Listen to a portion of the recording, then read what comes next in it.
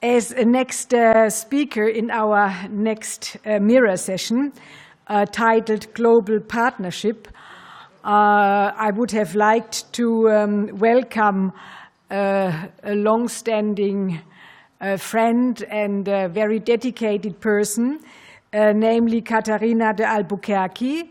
Many of us know her as the first UN Special Rapporteur on the right to safe drinking water and sanitation since 2008.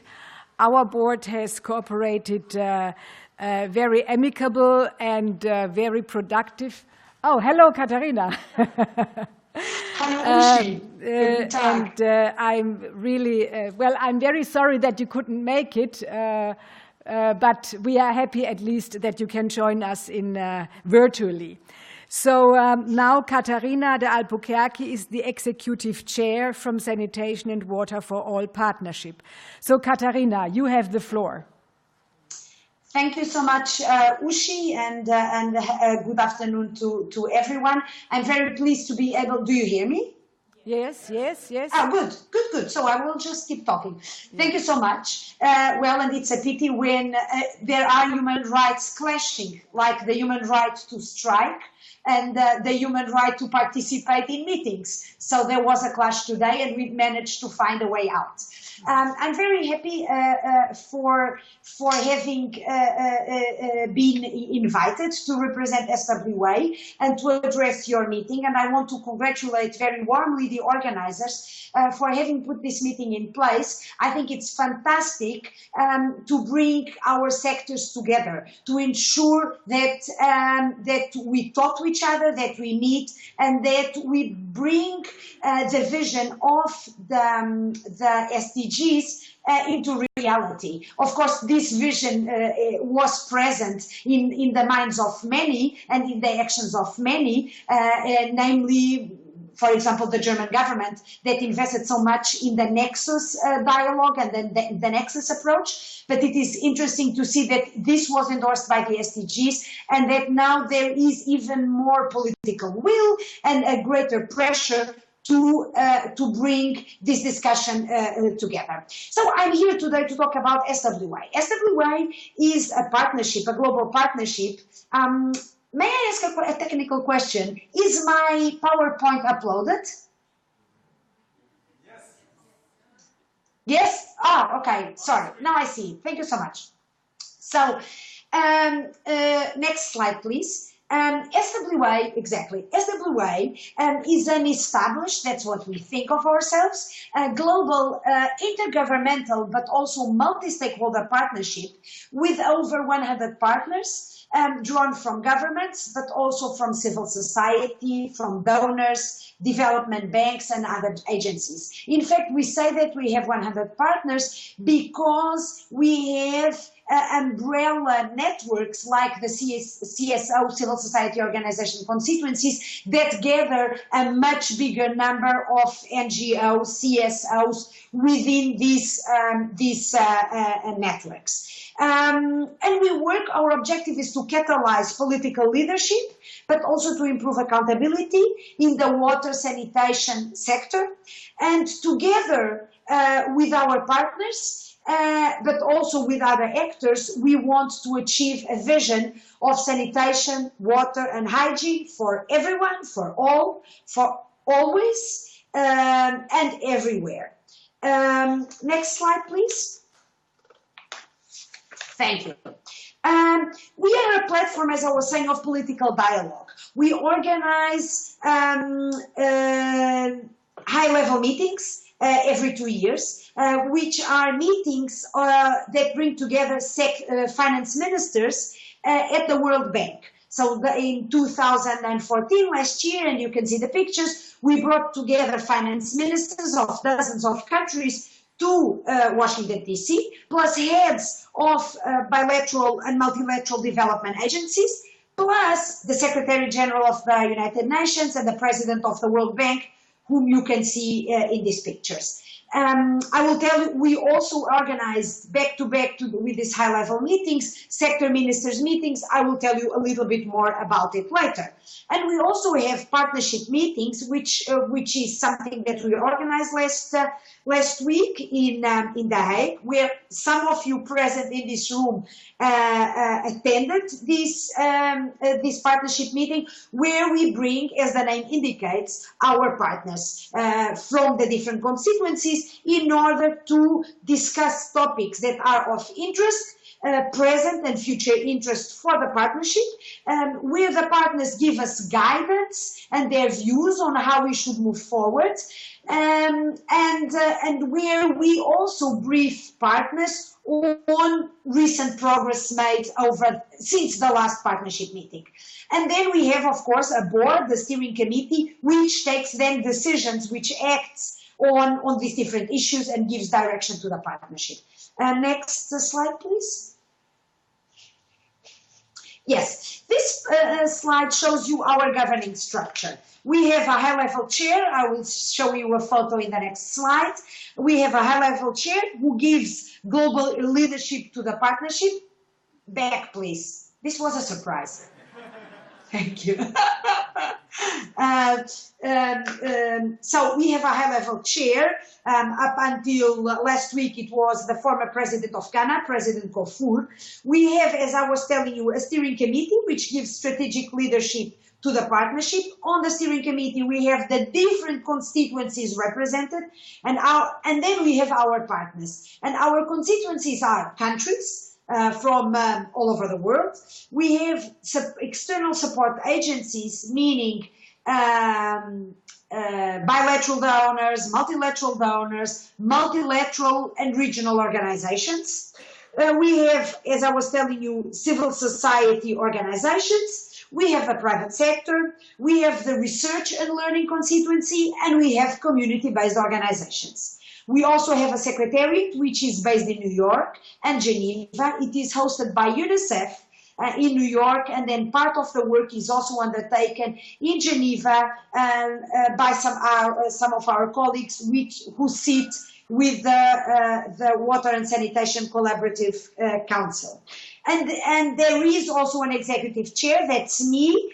And and I think that I'm in between the steering committee and the chair. My task is to link with the chair, to lead the steering committee, to also link with the partners and with the secretariat, and make sure that everything is harmonious. The partners in the room will then tell you if I'm managing to achieve this harmony or not. Next slide, please. Our current chair, who was formally announced and who started his mandate last week, is Kevin Rudd, who was the 26th Prime Minister of Australia.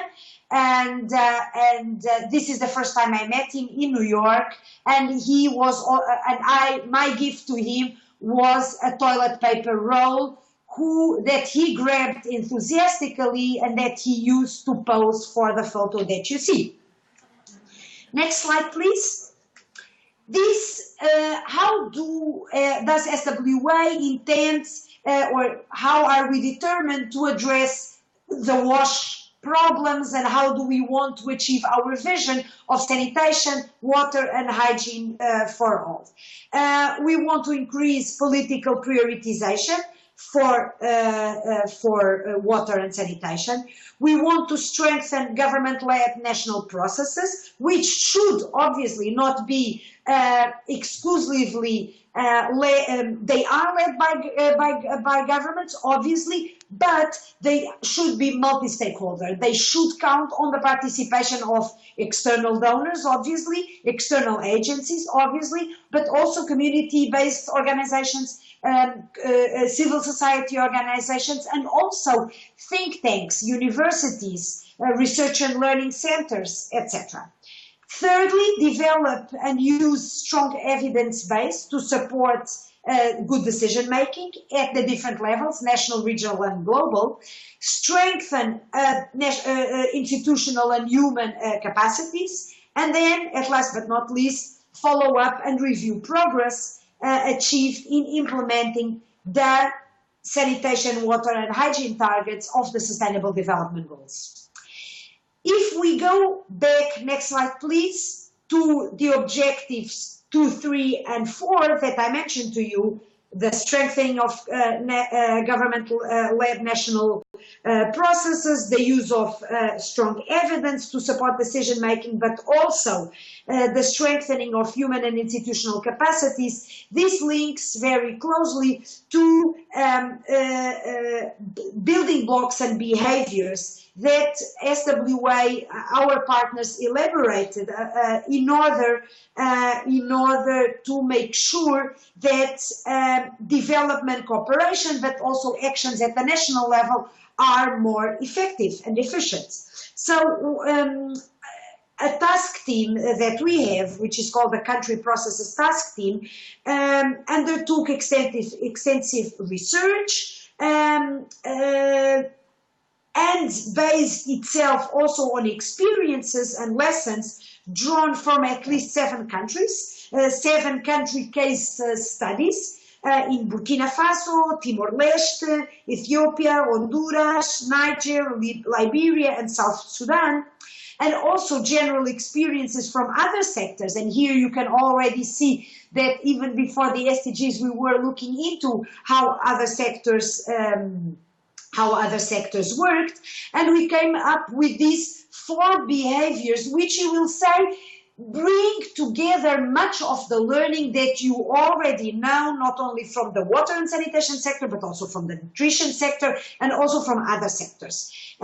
These 4 behaviors refers to the importance of enhancing national leadership, strengthen and use country systems, use one information, and mutual accountability platform, and then also in the financial area, record all funds for water and sanitation in the national budget. Next slide, please.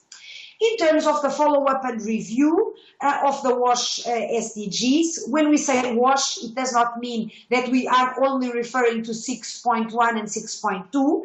It means that we are referring to the water, sanitation and hygiene targets of the SDGs that contribute to water and sanitation and hygiene delivery, but which are also impacted upon by water, sanitation and hygiene delivery.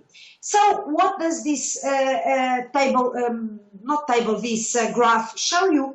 It shows you that SWA has an ambition to play a pivotal role in undertaking the follow-up and review to the SDGs, to the water, sanitation and hygiene SDGs. And to being an intergovernmental thematic platform that will contribute to this follow-up and review. We already incorporate many of the features that have been identified as desirable in an intergovernmental, and multi-stakeholder thematic platform. We are open to all UN member states, we are multi-stakeholder, intergovernmental, and we hold already regular meetings that foster mutual accountability.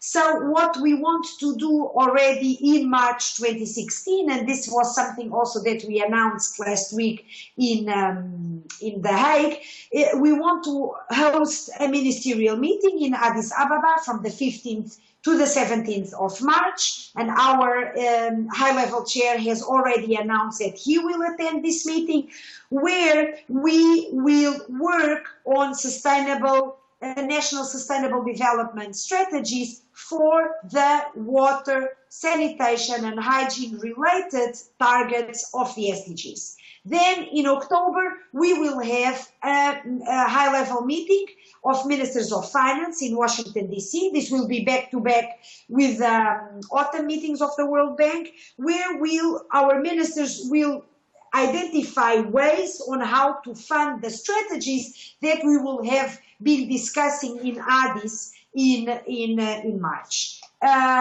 Maybe I'm talking already for too long? No. Good. And this is what we want to do next year, so March and October. And then from October onwards, we want to organize every 2 years ministerial meetings where countries will take table commitments. They will work on national plans for water sanitation. They will table then short, medium, and long-term commitments that we will monitor, they will monitor, and that we will track progress on. Next slide, please. Regarding our impact, well, we have here some Catarina, stories. do you hear me? Yes, now I do. As always, when you are speaking and I'm the chair, I always have to cut you off. Don't you remember? It's true. I do remember very well. Very good. Look, may I make a suggestion? I can finish. You finish in now. 1 minute, okay? Good. Okay, I will finish in 1 minute. Okay. As I was saying, we want to continue this dialogue at the global level, but then also at country level, working with countries in order to support them in planning, but also in reporting successes, but also bottlenecks and gaps and difficulties. In this whole process, we are getting closer and closer with other partnerships, including with Scaling Up Nutrition, and we know that sanitation is, next slide, yes, a prerequisite to eliminate malnutrition. And we feel, and I think that with the good interactions that I've already had with Florence Labelle from the Sun movement, I think we are learning from each other. At least I am learning from you and from your colleagues, Florence, and I think that there is a lot more for us to do in order to better bring our two sectors together, but also to learn more lessons and to make the vision of nutrition and sanitation and water for all a reality. Thank you, Ushi, and I'm sorry again, Ushi, for being a persistent, I don't know. It's okay, it's okay. We will see each other next week in New York. Yeah. Thank you. So, Catarina, you will stay with us.